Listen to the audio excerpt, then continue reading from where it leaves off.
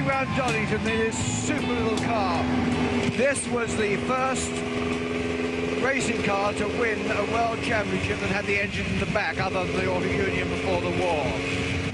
This car is a Cooper Formula One car. This happens to be a 59 model. This is exactly the same, or nearly exactly the same, as the one that I managed to win the Argentine Grand Prix in 1958 with. It really is a very, very pleasurable car to drive. I mean, it's very responsive to the steering, you know, I mean, the brakes are good, the performance is remarkable, really. Well, now I'm going slowly at the moment, trying to get the water temperature up here so that the oil pressure will drop, but that's coming down quite nicely, and then I'll use a bit more res. Before I do, I want to show you, let's just go around this corner on the racing line, but not at racing speed. I come in, change down, start on the outside, right on the out, and then cut right into the apex right there, like that.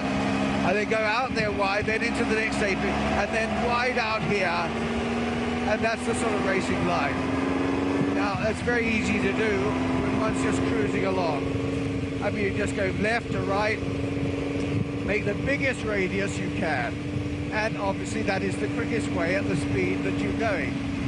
Now when you're racing, you do the same thing. You start out here, you cut in, you push the radius with you, the apex with you, and then you bring the power in as early as you can. Now, the earlier you can get the power on, the better it is. I'll show you again. You start here, close in there, and then you go to the outside. Well, here we're coming into double corner, so I'm going to the right, and then I'll go out to the left again, right there. Now I come to the outside here. Now, that's just going round on the sort of racing line, but when you're actually racing, you can't necessarily do it like that. And one has to develop one's own technique. Now, in my career, I reckon it took me at least 5 years to learn how to brake really hard. Because braking isn't just putting your foot on the brakes and slowing the car. Braking is, when you brake hard, the car becomes unstable, basically unstable. Therefore, you've got to learn how to control this and hopefully benefit from doing it. When I go around a corner like this, quite often I don't want to just go in and out. I want to be able to get the car in late like that and then bring the back out. Now I'm oversteering, and that helps me. It helps me get my foot down earlier, which is what racing's all about, getting the power on the ground as early as you can.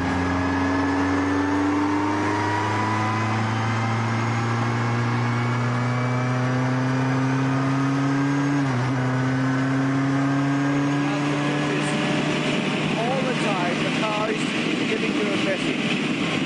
When you're coming into a corner, I put my brakes on hard. The car is saying to me, okay, what it wants to do. When I turn in, it's giving me a message through the steering wheel and through the seat of my pads. And the message I get is my interpretation that makes me a better or worse driver than another guy. All the time, it's just like when you learn a language. The more you know, the more fluent you are. Well, it's the same with driving. You are more fluent when you can understand the message the car's telling you. Because the car's the thing you're trying to control.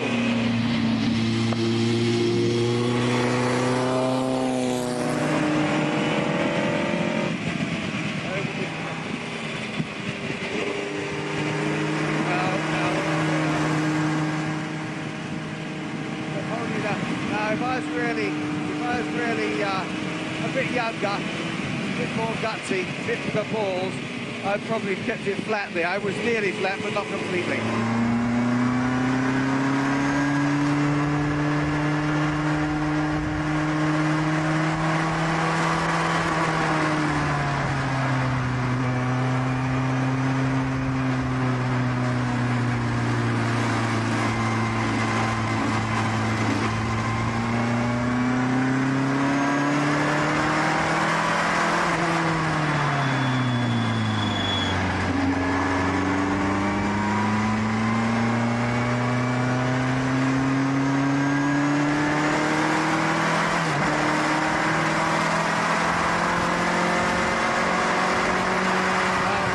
A car like the Cooper really going quickly and you're really on the limit, you then lift the inside wheel a bit. It gets very light, the inside wheel, and in circuits like Monaco in the 60s and so on, one could go into a corner and could actually lift the thing so it would go over the edge of the pavement, if you like.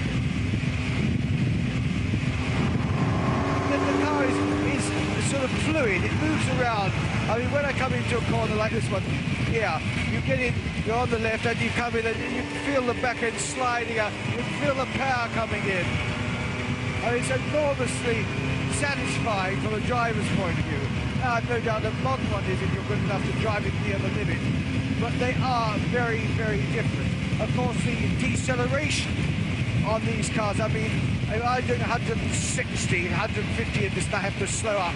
I'm going to have to put the brakes on at 300 yards. On the modern car, 70 or 80 yards. I mean, and that's going much faster. This sort of car will do probably 155, 160. Slipstream, another guy, you might get a bit more. But today, of course, they're going to go over 200. So there is a big difference.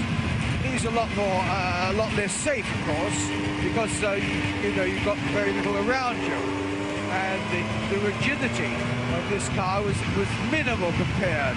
The torsional rigidity, in my day, the car would twist and they'd say, well, it's following the road. Now, my goodness, the things are 40 times more stiff than this is. Can you imagine? I mean, it's fantastic, really.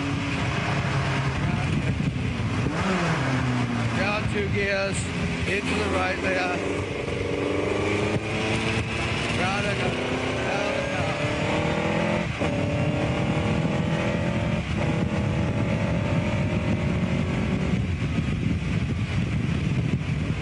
Great car, really great car to drive, these Coopers. It's because they're so user friendly. Keeping out here. Out. It's quite difficult to force yourself to do that. Out there, you got that. Got quite a lot of power left on this car, I'll tell you that. Come round here, power down, not too hard, otherwise I stop in. Round here, round there.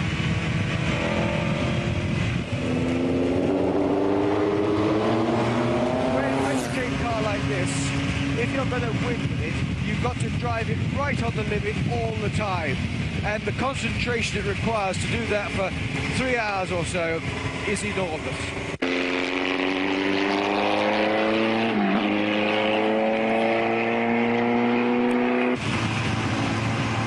As I go around here, I get enormous pleasure out of this, but I can see I'm not as young as I was. Motor racing is something that, if you're as good as Fangio, you give up when you're 46. And I would have settled for less than him, and I probably would have liked to have gone on till I was 50, but now it's my last lap and I've got to go in. So I don't want to do any heroics. So I must well try and enjoy it to the end.